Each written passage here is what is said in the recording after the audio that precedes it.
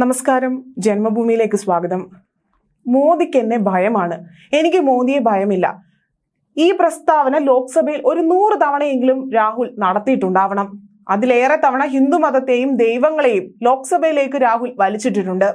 പലവട്ടം മാപ്പ് പറഞ്ഞും വിശദീകരിച്ചും മാറ്റി പറഞ്ഞും രക്ഷപ്പെട്ട രാഹുലിന് ഇനി അതിന് എത്രത്തോളം സാധിക്കുമെന്നറിയില്ല. കാരണം ലോക്സഭയിലെ പ്രതിപക്ഷ നേതാവിന്റെ പദവിയിലേക്ക് രാഹുൽ എത്തിയിരിക്കുന്നു. ആ പദവിയുടെ ഗൗരവം മനസ്സിലാക്കി വേണം പ്രവർത്തനം മുന്നോട്ട് കൊണ്ടുപോകാൻ. അത് തിരിച്ചറിഞ്ഞ് പ്രവർത്തിക്കാൻ പ്രതിപക്ഷ നേതാവിന് സാധിക്കും എന്ന് തോന്നുന്നില്ല. രാഹുലിന്റെ ലോഞ്ചിങ് നാടകങ്ങൾ പലകുറി കണ്ട ലോക്സഭയിൽ പ്രതിപക്ഷ നേതാവ് എന്ന നിലയിലുള്ള കന്നി പ്രസംഗത്തെയും മറ്റൊരു ചരിത്ര നേട്ടമായി അവതരിപ്പിക്കാനാണ് പതിവ് പോലെ കോൺഗ്രസിന്റെയും കോൺഗ്രസ് അനുകൂല മാധ്യമങ്ങളുടെയും ശ്രമം ഇപ്പോൾ. അതെന്തുമാവട്ടെ, രാഷ്ട്രീയ നേതാവ് എന്ന നിലയിൽ വസ്തുതകൾ അവതരിപ്പിക്കുന്നതിൽ രാഹുൽ തികഞ്ഞ പരാജയമാണ് എന്ന് ഓരോ ലോക്സഭാ പ്രസംഗങ്ങളും തെളിയിക്കുന്നു. തിങ്കളാഴ്ച ലോക്സഭയിൽ നടന്ന പ്രസംഗത്തിലും തെറ്റായ വിവരങ്ങളും കള്ളപ്രചരണങ്ങളും തന്നെയാണ് രാഹുൽ നടത്തിയിരിക്കുന്നത്.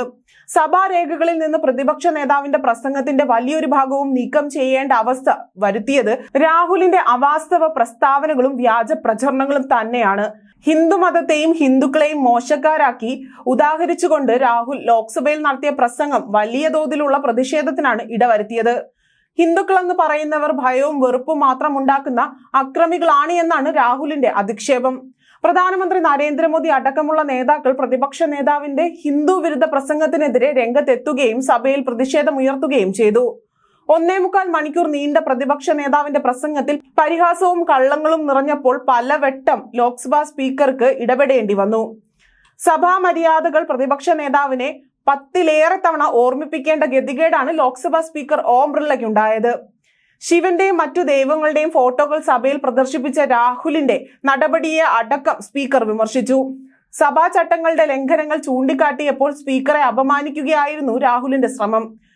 താങ്കൾ പ്രധാനമന്ത്രിയെ വണങ്ങി സ്വീകരിച്ചപ്പോൾ തന്നെ താങ്കൾ നിവർന്നു നിന്നാണ് സ്വീകരിച്ചതെന്ന് രാഹുൽ ഓം ബിർളയോട് പറഞ്ഞു. മുതിർന്നവരെ സ്വീകരിക്കുമ്പോൾ തല കുനിക്കണം എന്നാണ് എന്റെ സംസ്കാരം എന്ന് പഠിപ്പിച്ചതെന്ന മറുപടി നൽകി സ്പീക്കർ രാഹുലിനെ നിശബ്ദനാക്കി. പ്രധാനമന്ത്രിയെ പോലെയല്ല രാജ്നാഥ് സിംഗ് തന്നെ ചെറു പുഞ്ചിരിയോടെ സ്വീകരിച്ചെന്ന രാഹുലിന്റെ പ്രസ്താവനയ്ക്ക് പ്രതിപക്ഷ നേതാവിനെ ഗൗരവത്തോടെ കാണണമെന്നാണ് ഭരണഘടന പറയുന്നതെന്ന കുറിക്കുകൊള്ളുന്ന മറുപടിയാണ് മോദി രാഹുലിന് നൽകിയത്. ഭരണഘടന ഉയർത്തിപ്പിടിച്ച് രാഷ്ട്രീയ നാടകം നടത്തുന്ന വ്യക്തികൾക്ക് ഭരണഘടനയിൽ എത്ര പേജുകൾ ഉണ്ട് എന്ന് പോലും അറിയില്ല എന്ന രാഷ്ട്രീയ മറുപടി നൽകിയ അനുരാഗ് സിംഗ് ഠാക്കൂറിന്റെ പ്രസ്താവനയിൽ സ്തബ്ധനായി നിൽക്കുന്ന രാഹുലിനെയും സഭയിൽ കണ്ടു.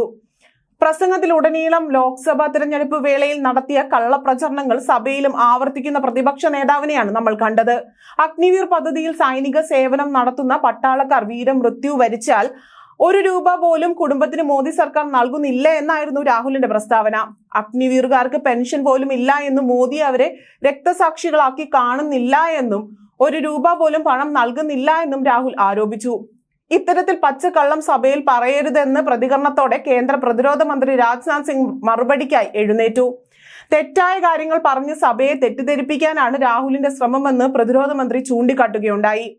പരിശീലന വേളയിലോ സുരക്ഷാ ദൗത്യത്തിനിടയിലോ വീരമൃത്യു വരിച്ചാൽ ആ സൈനികന്റെ കുടുംബത്തിന് 1 കോടി രൂപയാണ് നഷ്ടപരിഹാരമായി ലഭിക്കുന്നതെന്നും രാജ്നാഥ് സിംഗ് സഭയെ അറിയിച്ചു. കേന്ദ്ര ആഭ്യന്തരമന്ത്രി അമിത്ഷായും രാഹുലിന്റെ വ്യാജ പ്രചരണങ്ങളെ തുറന്നു കാട്ടിക്കൊണ്ട് രംഗത്തെത്തിയിരുന്നു. രാഹുൽ പറയുന്നത് കുടുംബത്തിന് 1 രൂപ പോലും സഹായം നൽകുന്നില്ല എന്നാണ്. എന്നാൽ കേന്ദ്ര പ്രതിരോധ മന്ത്രി ആധികാരികമായി അറിയിച്ചിരിക്കുന്നത് 1 കോടി രൂപ ലഭിക്കുമെന്നാണ്. അഗ്നിവീർ സൈനികരുടെ കുടുംബങ്ങൾക്ക് സഹായദാനം ലഭിക്കില്ല എന്ന വിവരം രാഹുലും കൂട്ടർക്കും എവിടെ നിന്ന് ലഭിച്ചു എന്ന് അവർ സഭയ്ക്ക് മുന്നിൽ വെക്കണം. ഈ സഭ നുണ പറയാനുള്ള ഇടമല്ല. പ്രതിപക്ഷ നേതാവ് പറഞ്ഞത് ശരിയാണ് എന്ന് അവർ തെളിയിക്കണം. അല്ലെങ്കിൽ ഈ സഭയോടും രാജ്യത്തോടും അഗ്നിവീർ ജവാന്മാരോടും മാപ്പ് ചോദിക്കണമെന്നും അമിത്ഷാ ആവശ്യപ്പെട്ടു.